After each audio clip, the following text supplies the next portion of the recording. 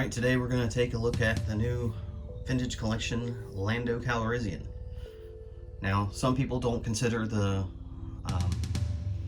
vintage original trilogy collection from 2003 or 4 to be considered part of the vintage collection, but there are some that do. So if you do, this would be considered the second release of Lando Bespin.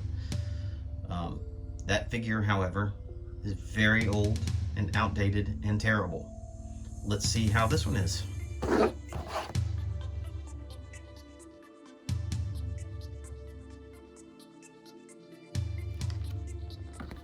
Typical card back,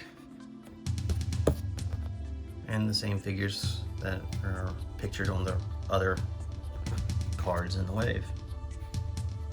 This picture, while the same as what the vintage one from 1980 is, seems a lot clearer. They got a better image to use. A better version of the image to use. So that's really nice. It'll look good if you're a non-opener hanging on the wall.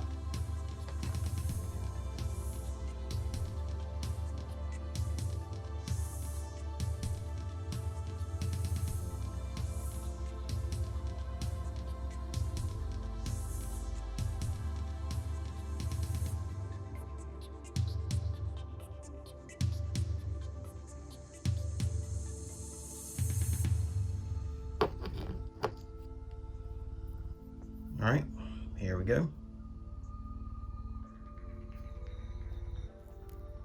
You got your double jointed neck articulation, ball jointed wrists, elbows, and shoulders. Your swivel cut waist or ab section, ball jointed legs, knees,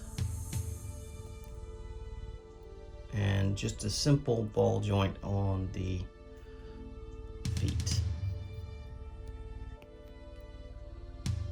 Now, I do like the knee articulation here. I don't normally spend much time talking about it, but I like how they hid the joint. Really nice. Okay, you got a soft goods cape that is printed with the design on the inside. It's got some sewing on it to help it drape correctly. It does have a thread here to hold it around his neck, which I'm not that thrilled of. I think it was the Power of the Jedi collection that had one that had some threads kind of hidden in the shoulder joints to keep it on, because he did not have anything around his neck. The cape just kind of draped on him. The likeness is really good. That is definitely Billy D. However, my complaint here is that the head seems really large for the body, and I don't know if it's because of the cape, but it seems like it is sitting low on the neck as well. This is probably going to bug me quite a bit. I can't unsee it. It's like he's got a really large noggin. Alright, accessory wise, aforementioned cape, and he's got a blaster that looks like the ones used by the Rebel Fleet Troopers. He holds it well. One thing that I feel like Hasbro has improved on lately is the hands. They're really detailed, not oversized, and fit the weapons rather well. I mentioned this, I think, in the Luke Skywalker indoor video, where they used an older figure with the meaty hands, and the one that came carded for the Jabba's palace had much improved hands. These here look really nice. I did remove the cape. Head is still looking large, but I do think the cape may have exaggerated it a little. Doesn't look quite as bad, but it is definitely still pretty big.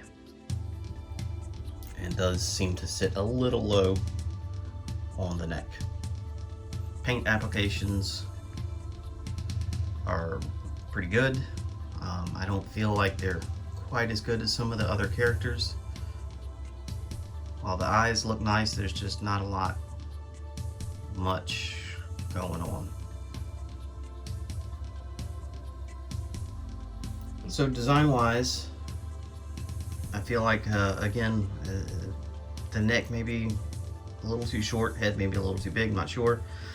The other thing that I just feels distracting to me is the cut along the ab section.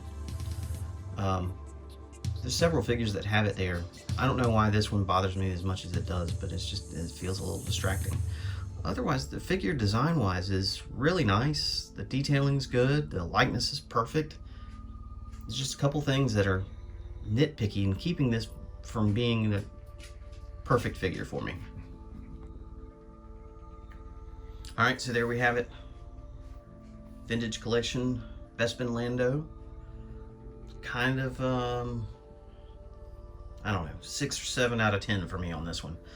Not as blown away as I had hoped to be. I've been looking forward to a new Bespin Lando, and it looks really good. Articulation's good. It's just a couple things that are just holding it back from being perfect for me. Definitely better than any Bespin Lando we've gotten so far. So there's that.